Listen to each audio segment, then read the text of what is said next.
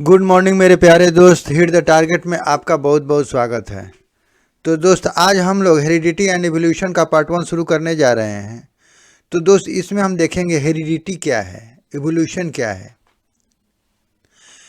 तो दोस्त, अगर हम हेरिडिटी की बात करें तो कोई भी इंडिविजुअल, चाहे वो बर्ड हो, एनिमल हो या ह्यूमन हो, जब अपना कोई ऑफस्प्रिंग प्रोड्यूस करता है तो उसका सारा कैरेक्टर, उसका सारा फीचर्स, उसका सारा ट्रेट्स उसके बच्चे में ट्रांसफ़र हो जाता है। और इस तरह से किसी पेरेंट्स के सारे ट्रेट्स का, सारे फीचर्स का, सारे कैरेक्टर का अपने बच्चे में ट्रांसफ़र होना ही हेरिडिटी है। जैसे कि दोस्त, हम यहाँ एक फिगर देख रहे हैं जिसमें एक बच्चा है और उसके मम्मी पापा हैं। तो हम ये देख रहे हैं कि इस बच्चे का सारा फेस उसके मम्मी पे गया है, कुछ उसके पापा पे गया है, यानी इसका सारा ट्रेट, सारा कैरेक्टर उसके मम्मी पापा से मिल रहा है, ठीक है ना। तो कहने का मतलब है कि हम ये बोल सकते हैं कि ये जब बच्चा पैदा हुआ है तो वो सारा अपना ट्रेट, अपना सारा फीचर्स वो अपने मम्मी पापा से लिया है, ठीक है ना। तो इस तरह से तो यही हेरिडिटी है। यानी कोई भी ऑर्गेनिज्म जब अपना ऑफस्प्रिंग रिप्रोड्यूस करता है तो उसका सारा कैरेक्टर्स, उसका सारा फीचर्स, उसका सारा ट्रेट्स उसके ऑफस्प्रिंग में ट्रांसफ़र हो जाता है। और इस तरह से उसके सारे ट्रेट्स का अपने बच्चे में ट्रांसफ़र होना ही हेरिडिटी है। तो वही लिखा हुआ है कि heredity is the phenomena of inheritance of traits features from the parents to their offspring. तो हेरिडिटी वो घटना है जिसमें उसके पेरेंट्स के सारे ट्रेड्स, सारे फीचर्स उसके ऑफस्प्रिंग में ट्रांसफ़र हो जाता है, इनहेरिटेंस हो जाता है, ठीक है ना। तो उसी को दोस्त हम बोलते हैं हेरिडिटी। इसीलिए तो किसी भी ऑर्गेनिज्म का ऑफस्प्रिंग वो अपने मम्मी पापा से की तरह होता है, ठीक है ना। जैसे हम इस फिगर में देखें दोस्त, तो यहाँ एक डॉग का बच्चा है, वो बिल्कुल अपने मम्मी की तरह दिख रहा है, ठीक है ना। अगर हम एक एलिफेंट के चाइल्ड की बात करें तो देखिए, इसका सारा कैरेक्टर्स, इसका सारा ट्रेट्स उसके मम्मी पे गया है, ठीक है ना। इसके भी बड़े बड़े कान हैं तो उसके मम्मी का भी जैसे बड़े बड़े कान है तो इसका भी बड़ा बड़ा कान है। जिसके उसको मम्मी का ट्रंक है वैसे उसका भी ट्रंक है, ठीक है ना। इसी तरह से दोस्त, जैसे हम ये लायन का बच्चा देख रहे हैं कि उसका भी सारा ट्रेट, सारा फीचर्स उसके मम्मी पापा पे है, ठीक है ना। सेम वो अपने मम्मी की तरह, अपने पापा की तरह दिख रहा है। तो इस तरह से हम बोल सकते हैं दोस्त कि कोई भी ऑर्गेनिज्म जब भी पैदा होता है तो वो सारा अपना ट्रेट, सारा फीचर, सारा कैरेक्टर अपने पेरेंट्स से लेके पैदा होता है। और इस तरह से ट्रेट्स का ट्रांसफ़र होना, सारे फीचर्स का, सारे कैरेक्टर का उसके पेरेंट्स से और उसके ऑफस्प्रिंग में ट्रांसफ़र होना ही हेरिडिटी है। लेकिन दोस्त, अगर हम इवोल्यूशन की बात करें तो जब ये सारा ट्रेट्स, सारा फीचर्स, सारा कैरेक्टर जब ट्रांसफ़र होता है तो उसमें डीएनए का जब कॉपी होता है तो उसमें थोड़ा स्मॉल वेरिएशन आ जाता है, ठीक है ना। तो जैसे हम यहाँ देख रहे हैं दोस्त कि यहाँ एक मंकी है और ये जब अपना ऑफस्प्रिंग पैदा कर रहा है तो ये सेम उसी तरह दिख रहा है, ठीक है ना, अपने पेरेंट्स की तरह। ये जो प्रोजनी है तो ये सेम अपने मम्मी की तरह दिख रहा है, ठीक है ना। जब इसने अपना प्रोजनी रिप्रोड्यूस किया तो ये भी इसके सेम है, ठीक है ना, सिमिलर दिख रहा है, लेकिन थोड़ा स्मॉल वेरिएशन आ जाता है। ये भी जब अपना ऑफस्प्रिंग पैदा किया है तो सारा ट्रेट्स मिल रहा है, ठीक है ना, लेकिन थोड़ा सा इसका स्मॉल वेरिएशन आ जाता है। इसी तरह से जब इसने अपना ऑफस्प्रिंग पैदा किया तो ये भी बहुत सारा ट्रेट्स उसका सिमिलर है, लेकिन थोड़ा स्मॉल वेरिएशन आ गया। तो यही तो हेरिडिटी है, इसी को तो दोस्त हम बोलते हैं हेरिडिटी। ठीक है ना।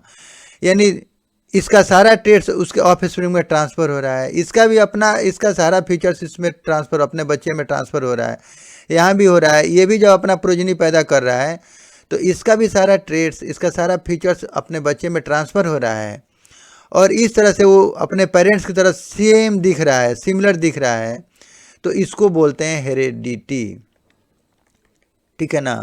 ये सारा ये फिनोमेना क्या है, हेरिडिटी है। यानी सेम, इसने भी अपना ऑफस्प्रिंग पैदा किया ये, तो ये दोनों में काफ़ी सिमिलैरिटी है। तो इस तरह से हम बोल सकते हैं कि इसने सारा अपना ट्रेड, सारा फीचर्स अपने पेरेंट्स से लिया है, और इस फिनोमेना को ही हम बोलते हैं हेरिडिटी। लेकिन दोस्त, हेरिडिटी में हम ये देख रहे हैं कि थोड़ा थोड़ा स्मॉल वेरिएशन आ रहा है, ठीक है ना। इसमें ये कॉपी तो हुआ, लेकिन थोड़ा सा इसमें वेरिएशन आ गया। फिर इसने जब इसको अपना प्रोजनी पैदा किया तो फिर इसमें भी थोड़ा वेरिएशन आ गया। इसने भी जब अपना प्रोजनी पैदा किया तो इसमें भी थोड़ा स्मॉल वेरिएशन आ गया। और इस तरह से ये variation generation wise generation, generation wise generation, इस तरह से ये चलता रहता है। और अंत में हम देखते हैं कि जब हजारों करोड़ों साल के बाद हम ये देखते हैं, ये पाते हैं कि ये जो नया ऑर्गेनिज्म बना है, जो ये नया ऑर्गेनिज्म रिप्रोड्यूस हुआ है, वो अपने ओल्ड जेनरेशन से, यानी इससे ये काफ़ी डिफर हो जाता है। यानी हम यूँ कहें कि एक अपना अलग ही स्पेसिस बनाने लगता है, ठीक है ना। तो इसी फिनोमेना को हम बोलते हैं इवोल्यूशन। यानी दोस्त, हम यूँ बोलें कि इवोल्यूशन में ये हजारों करोड़ों साल के बाद, एक लॉन्ग पीरियड के बाद, ये नया ऑर्गेनिज्म, जो ये नया ऑर्गेनिज्म के रूप में डेवलप हुआ है, वो अपने ओल्ड जेनरेशन से वो काफ़ी डिफर हो जाता है, बल्कि एक नया ऑर्गेनिज्म की तरह दिखने लगता है। तो हम बोलते हैं इसी फिनोमेना को दोस्त हम बोलते हैं कि ये इवोल्यूशन, ठीक है ना। यानी कहने का मतलब, पहले दोस्त हम लोग बंदर हुआ करते थे, ठीक है ना, लेकिन आज हमारा स्ट्रक्चर, हमारा सारा ट्रेड, सारा फीचर्स एक एडवांस तरह से हो गया है। यानी हम आज इस तरह से हम दिख रहे हैं। तो इसका एक ही कारण है, इवोल्यूशन। तो इस तरह से इवोल्यूशन का हम इस तरह से डिफाइन कर सकते हैं कि evolution is the process of development of new type of living organism. ये न्यू टाइप का जो लिविंग ऑर्गेनिज्म है, इस तरह से इसमें डेवलपमेंट हुआ है, तो इसी प्रोसेस को हम बोलते हैं evolution from an old one by gradual changes. यानी ये स्मॉल वेरिएशन हर जनरेशन वाइज जनरेशन चलते रहा, और इस वेरिएशन का ये रिजल्ट हुआ कि ये जो लास्ट में ये ऑर्गेनिज्म बना, ये रिप्रोड्यूस हुआ, ये नया ऑर्गेनिज्म जो डेवलप हुआ नया ऑर्गेनिज्म के रूप में, तो ये अपने ओल्ड जेनरेशन से काफ़ी डिफर हो गया, यानी एक अलग ऑर्गेनिज्म के रूप में दिखने लगा। तो दोस्त, इसी फिनोमेना को हम बोलते हैं रिवोल्यूशन।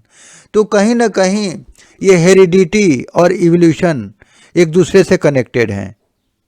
हेरिडिटी अगर नहीं होता तो इवोल्यूशन भी नहीं होता, ठीक है ना। तो heredity generation wise generation, next generation में हो चलते रहता है, और उसी का परिणाम है कि उसमें जब डीएनए कॉपी होता है तो स्मॉल वेरिएशन आने लगता है, और स्मॉल वेरिएशन का रिजल्ट होता है कि ये लास्ट में एक नया ऑर्गेनिज्म के रूप में ये डेवलप हो जाता है, ठीक है ना। तो दोस्त, अब हम देखेंगे कि ये वेरिएशन कैसे होता है। तो वेरिएशन ड्यूरिंग रिप्रोडक्शन, तो हम जानते हैं कि दोस्त वेरिएशन ये रिप्रोडक्शन के समय ही होता है। और रिप्रोडक्शन के बारे में हम जानते हैं कि टू टाइप का होता है। एक होता है एसेक्सुअल रिप्रोडक्शन, एक दूसरा होता है सेक्सुअल रिप्रोडक्शन, ठीक है ना। तो एक सेक्सुअल में वेरिएशन होता है, लेकिन स्मॉल वेरिएशन होता है, जबकि सेक्सुअल रिप्रोडक्शन में ये मोर वेरिएशन होता है, ठीक है ना। अब इसका कारण ये है कि एसेक्सुअल रिप्रोडक्शन में ओनली वन पेरेंट इन्वॉल्व होते हैं, ठीक है ना, ओनली वन पेरेंट।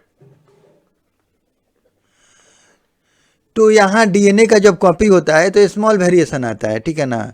जबकि सेक्सुअल रिप्रोडक्शन में दोस्त यहाँ टू पेरेंट्स इन्वॉल्व होते हैं, ठीक है ना, टू पेरेंट्स। और ये दोनों पेरेंट्स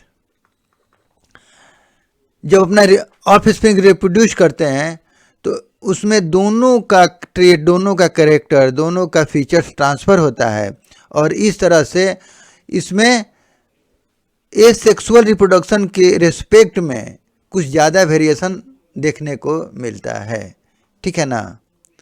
तो इसीलिए दोस्त हम बोल सकते हैं कि जैसे ये ह्यूमन है तो ये हमारा क्या है, सेक्सुअल रिप्रोडक्शन।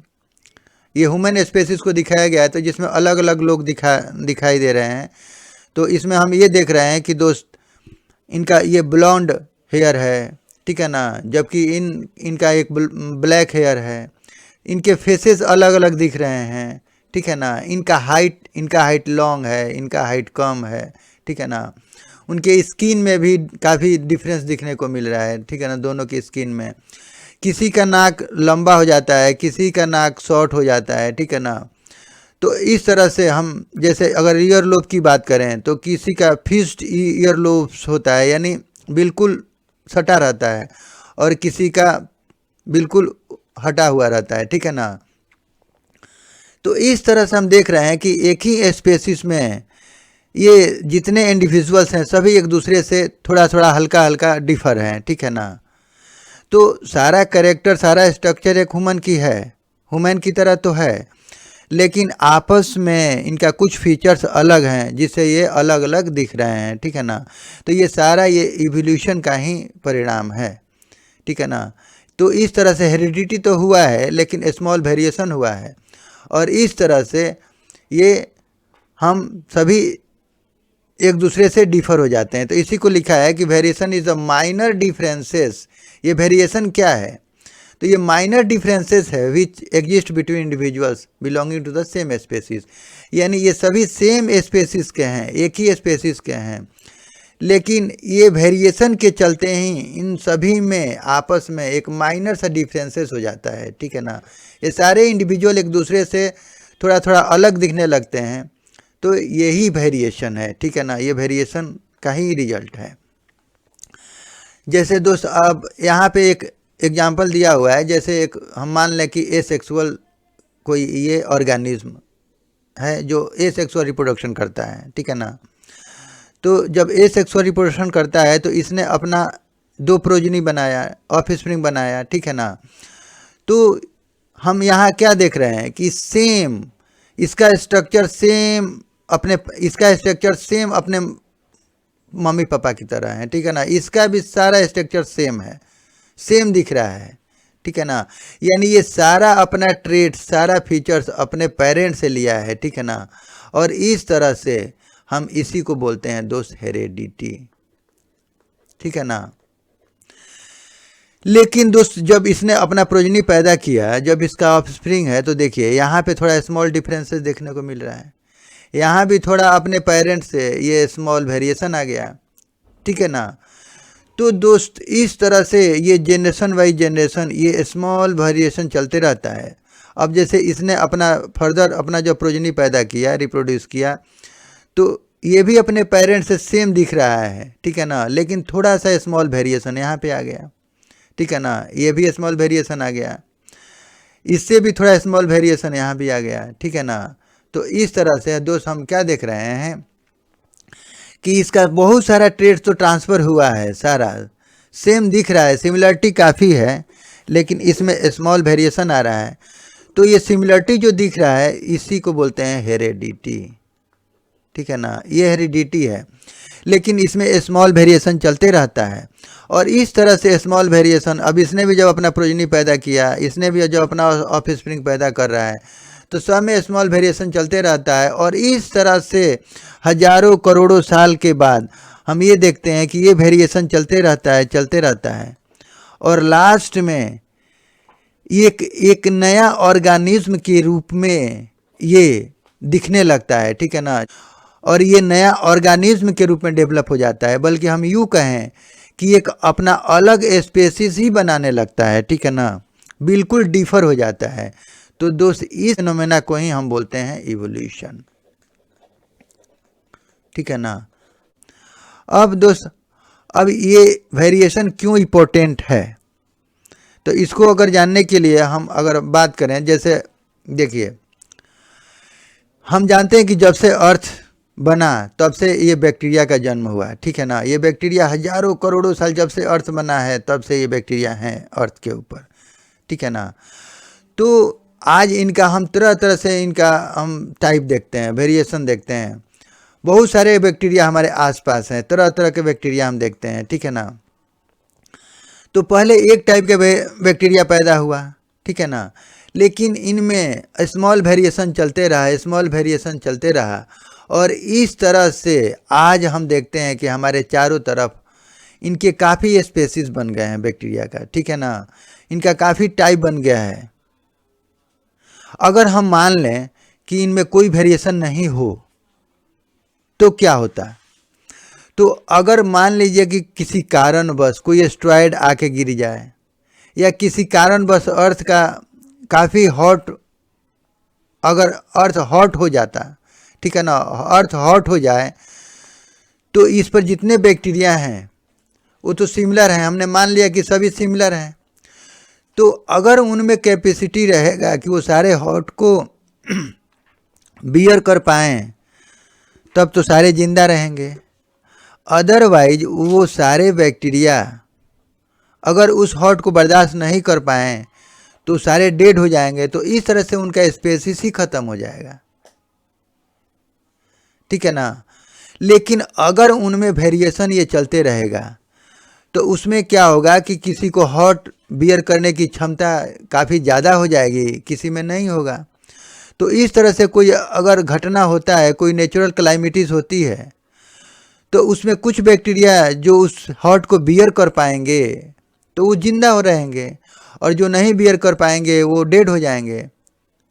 और जब डेड हो जाएंगे तो जो जिंदा रहेगा वो फर्दर फिर अपना रिप्रोड्यूस करके एक नया स्पेसीज बना लेगा, और इस तरह से उसका स्पेसीज चलते रहेगा, और कभी इस धरती से उसका स्पेसीज कभी ख़त्म नहीं होगा, ठीक है ना। तो इस तरह से दोस्त हम बोल सकते हैं कि एक लॉन्ग सर्वाइवल के लिए, किसी भी स्पेसीज के एक लॉन्ग सर्वाइवल के लिए वेरिएशन होना बहुत ज़रूरी है, ठीक है ना।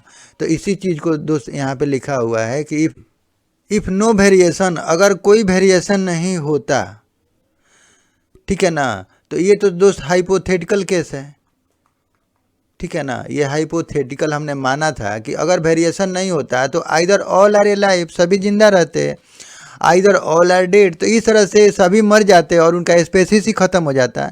लेकिन ये हाइपोथेटिकल केस है, ऐसा होता नहीं है। तो इसीलिए दोस्त यहाँ पे बोला है कि variation in reproduction is vital for long survival of a species, यानी किसी भी स्पेसीज के एक लॉन्ग सर्वाइवल के लिए वेरिएशन का होना बहुत ज़रूरी है, ठीक है ना। तो इस तरह से हम बोल सकते हैं कि वेरिएशन कितना इम्पोर्टेंट है। अब दोस्त अगर हम हेरिडिटी को थोड़ा और डिटेल में समझें कि ये हेरिडिटी कैसे होता है, तो देखिए, हाउ ट्रेड्स आर ट्रांसफर्ड, कैसे हमारा ट्रेड्स ट्रांसफ़र होता है अपने प्रोजनी में, ठीक है ना। तो उसके बारे में हम देखेंगे। तो देखिए, तो जैसा कि दोस्त हम जानते हैं कि हमारा बॉडी बहुत सारे सेल्स से बना हुआ है, ठीक है ना, और हर एक सेल्स में एक न्यूक्लियस होता है, और ये न्यूक्लियस के अंदर एक थ्रेड लाइक स्ट्रक्चर होता है जिसको हम बोलते हैं क्रोमोजोम्स, ठीक है ना। और इस क्रोमोजोम्स में डीएनए होता है जिसको डीऑक्सीरिबोन्यूक्लिक एसिड बोलते हैं, और इस डीएनए में दोस्त ये जीन्स होते हैं, ठीक है ना। और यही जीन्स ये सारे ट्रेड्स, सारे फीचर, सारे कैरेक्टर को ट्रांसफ़र करने में ये रिस्पॉन्सिबल होते हैं। यानी हम यूँ कहें कि इसी जीन्स में ये सारा इन्फॉर्मेशन कोडेड रहता है कि हमारे बॉडी का हेयर कैसा हो, हमारे बॉडी का ईयर कैसा हो, हमारा आई कैसा हो, हमारा नोज़ कैसा हो, हमारा होठ कैसा हो, हमारा स्किन कैसा हो, यानी पूरा इन्फॉर्मेशन, यानी हमारे बॉडी का पूरे ट्रेड्स का, पूरे कैरेक्टर्स का, पूरे फीचर्स का इन्फॉर्मेशन इसी डीएनए में, इसी जीन्स में कोडेड रहता है। और ये जब ट्रांसफ़र होता है हमारे ऑफ स्प्रिंग में, तो ये सारा इंफॉर्मेशन भी ट्रांसफ़र हो जाता है और इस तरह से हमारा सारा ट्रेड फिर जा कर के वहाँ डिफाइन हो जाता है और वो फिर अपने पेरेंट्स से सिमिलर दिखने लगता है, ठीक है ना। तो इस तरह से हमारा सारा ट्रेड्स हमारे बच्चों में ट्रांसफ़र हो जाता है। तो इस तरह से हम जीन्स को बोल सकते हैं यूनिट ऑफ हेरिडिटी, यानी हेरिडिटी का एक यूनिट है जो रिस्पॉन्सिबल होता है हमारे सारे ट्रेड्स को इनहेरिटेंस करने में, भेजने में, ट्रांसफ़र करने में, ठीक है ना। तो रिप्रोडक्शन के समय जो हमारा ये फीमेल गैमेट और सेक्स गैमेट यानी सेक्स सेल और फीमेल सेक्स सेल जब आपस में फ्यूज़ करते हैं और उनका और दोनों मिल करके जाइगोट का फॉर्मेशन करते हैं, तो उसी समय हमारा सारा ट्रेड्स का ट्रांसफ़र होता है, ठीक है ना। हमारे सारे फीचर्स का ट्रांसफ़र होता है और इस तरह से जाइगोट में ट्रांसफ़र हो करके और फिर उस चाइल्ड का सारा ट्रेड्स को, सारे फीचर्स को वो डिफाइन करता है, ठीक है दोस्त। तो दोस्त अब अगर हम बोलें कि देखिए हमारे बॉडी में सारे कॉम्प्लेक्शन के लिए ये जीन्स रिस्पॉन्सिबल हैं। अब देखिए दोस्त, हेयर को डिसाइड करने के लिए अलग डिफरेंट जीन्स होते हैं, अलग जीन्स होते हैं। हमारा नोज़ कैसा हो इसको भी डिफाइन करने के लिए अलग जीन्स होता है। हमारा आइज़ कैसा होना चाहिए इसके लिए भी अलग जीन्स हैं। हमारा हाइट कैसा हो उसके लिए भी अलग जीन्स हैं। हमारा स्किन का कलर कैसा हो, हमारा स्किन कैसा हो उसके लिए भी अलग जीन्स है।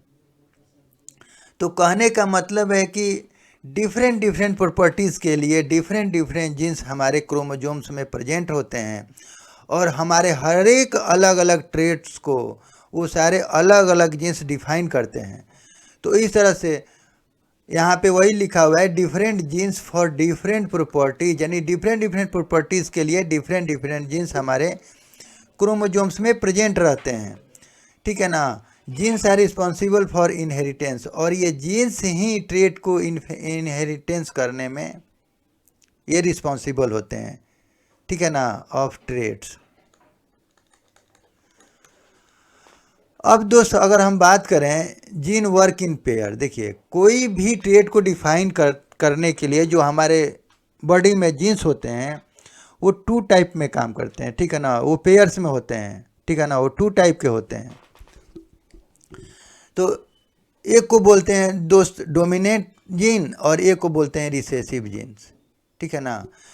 तो ये सभी पेयर में काम करते हैं। जितने भी हमारे बॉडी में जीन्स हैं ये सभी पेयर्स में होते हैं। जैसे दोस्त हम यहाँ अगर हाइट की बात करें कि हमारा हाइट कैसा हो, तो उसके लिए भी 2 फॉर्म्स होगा जीन्स का, ठीक है ना। तो अगर हम इसको मान लें कैपिटल टी और रिसेसिव जीन्स को हम अगर लिख लें स्मॉल टी, ठीक है ना, तो ये हमारा डोमिनेंट जीन का प्रॉपर्टी ये रहेगा कि ये चाहेगा कि हमेशा हमारा हाइट कैसा हो, टॉल हो। लेकिन रिसेसिव जीन्स अब ये चाहेगा कि हमारा हाइट शॉर्ट हो। लेकिन दोस्त डोमिनेंट जीन बहुत पावरफुल होता है रिसेसिव जीन के रिस्पेक्ट में, तो वो हमेशा आप अपना पावर चलाएगा और वो जो चाहेगा वो चाहेगा कि हमारा ही चले, ठीक है ना, हमारा पावर ही चले। यानी दोस्त अगर वो चाहेगा कि हमारा हाइट टॉल हो तो हमारा हाइट टॉल होगा, ठीक है ना। तो अगर हमारे हाइट के लिए जीन्स का अगर टाइप कैपिटल टी और कैपिटल टी है तो ये दोनों चाहेंगे कि हमारा हाइट कैसा हो, टॉल हो, और इसका रिजल्ट होगा कि हमारा हाइट टॉल होगा। अगर हमारे सेल्स में अगर हाइट को डिसाइड करने के लिए दोनों रिसेसिव जीन हैं तो दोनों चाहेंगे कि हमारा हाइट कैसा हो, शॉर्ट हो, और इस तरह से एज ए रिजल्ट हमारा हाइट फाइनली क्या हो जाएगा, शॉर्ट हो जाएगा। अगर हमारे हाइट के लिए एक डोमिनेंट जीन है और एक रिसेसिव जीन है, तो चूंकि डोमिनेंट जीन हमेशा पावरफुल होता है, ये पावरफुल होता है, तो ये चाहेगा कि हमारा हाइट लॉन्ग हो, तो ये जो चाहेगा वही होगा, यानी इसका चलेगा नहीं रिसेसिव का, तो फाइनली हमारा हाइट टॉल हो जाएगा। और इस तरह से हम अगर हमारे हाइट को डिसाइड करने के लिए अगर स्मॉल टी और कैपिटल टी हैं तो हमारा फाइनली हाइट टॉल ही होगा, क्योंकि यहाँ डोमिनेंट जीन प्रेजेंट है। तो हम ये बोल सकते हैं कि अगर हमारे किसी भी ट्रेट को डिफाइन करने के लिए उसमें अगर डोमिनेंट जीन प्रेजेंट होगा तो हमेशा वही जो चाहेगा वही होगा और उस तरह से उसका ट्रेट डिफाइन होगा, ठीक है ना। तो उसी को लिखा गया है, dominant gene are represented by capital letter whether recessive genes are represented by small letter. तो डोमिनेंट जीन को दोस्त हमेशा हम कैपिटल लेटर से लिखते हैं, जबकि रिसेसिव जीन को हमेशा हम स्मॉल लेटर से ही लिखते हैं। अब किसी भी ट्रेट को डिफाइन करने के लिए जो उसमें जीन का टाइप होता है, तो इस टाइप को हम बोलते हैं दोस्त जीनोटाइप। जबकि जो उसका रिजल्ट जो आता है, सामने आता है, जो उसका रिजल्ट देखने को मिलता है, जैसे ये टॉल का हो जाना, शॉर्ट हो जाना, ठीक है ना, टॉल हो जाना, तो इस तरह से इस फिनोमेना को हम बोलते हैं दोस्त फिनोटाइप, ठीक है ना। तो ये जो रिजल्ट सामने दिख रहा है, जो रिजल्ट आता है इस जीन के टाइप से, तो इसको बोलते हैं दोस्त फिनोटाइप, ठीक है ना। तो जैसे हम यहाँ देख रहे हैं कि हमारा स्मॉल टी है, कैपिटल टी है, तो ये हमारा जीनोटाइप है हाइट के लिए, और ये टॉल जो हमारा दिख रहा है, फीचर ये दिख रहा है, जो कैरेक्टर दिख रहा है, तो ये हमारा फिनोटाइप है। तो दोस्त इस तरह से ये लिखा हुआ है, dominant gene is a gene which defines the traits in presence of other genes. यानी डोमिनेंट जीन वो जीन होता है जो अदर जीन के प्रेजेंस में अपना ट्रेट को डिफाइन करता है, ठीक है ना। Recessive gene is a gene which is able to define trait only in presence of other identical gene. यानी ये रिसेसिव जीन वो जीन है जो सेम अपनी तरह आइडेंटिकल जीन के प्रेजेंस में ही अपना ये शो कर सकता है, ट्रेट को, अपने ट्रेट को डिफाइन कर सकता है। जैसे अगर हम बोले कि स्मॉल टी और स्मॉल टी, तो इसको हम बोलते हैं रिसेसिव जीन। तो ये अपने सेम आइडेंटिकल जीन के प्रेजेंस में ही ये अपना ट्रेट को डिफाइन कर सकता है, यानी ये हमारा हाइट को शॉर्ट बना सकता है, ठीक है ना। तो इस तरह से इसको हम बोलते हैं रिसेसिव जीन, और ये हमेशा स्मॉल लेटर से लिखा जाता है, जबकि डोमिनेंट जीन को हमेशा हम कैपिटल लेटर से लिखते हैं, ठीक है। अब हमारे ट्रेट को डिफाइन करने के लिए जो जीन का टाइप होता है उसको हम जीनोटाइप बोलते हैं, और जो उसका फीचर्स जो देखने को मिलता है, जो उसका आउटकम मिलता है, तो दोस्त उसको हम बोलते हैं फिनोटाइप, ठीक है ना। जैसे हमारा हाइट का लंबा हो जाना, ठीक है ना, शॉर्ट हो जाना, जैसे ही हमारा हाइट का शॉर्ट हो जाना, हमारा हेयर का ब्लैक हो जाना, हमारा हेयर का ब्लॉन्ड हो जाना, ठीक है ना, हमारा स्किन का वाइट हो जाना, ये सारा क्या है, फिनोटाइप है, ठीक है ना। जबकि उसके लिए जो जीन का टाइप जो रिस्पॉन्सिबल होता है उसको हम बोलते हैं जीनोटाइप। तो दोस्त आज के लिए बस इतना ही। अगर हमारा वीडियो आपको अच्छा लगे तो प्लीज़ सब्सक्राइब करें एंड लाइक करें and share to your friends and press the bell icon, ताकि मेरे अगले नए वीडियो का नोटिफिकेशन आपको समय से मिल सके। और दोस्त वीडियो देखने के लिए आपका बहुत बहुत धन्यवाद। Thank you.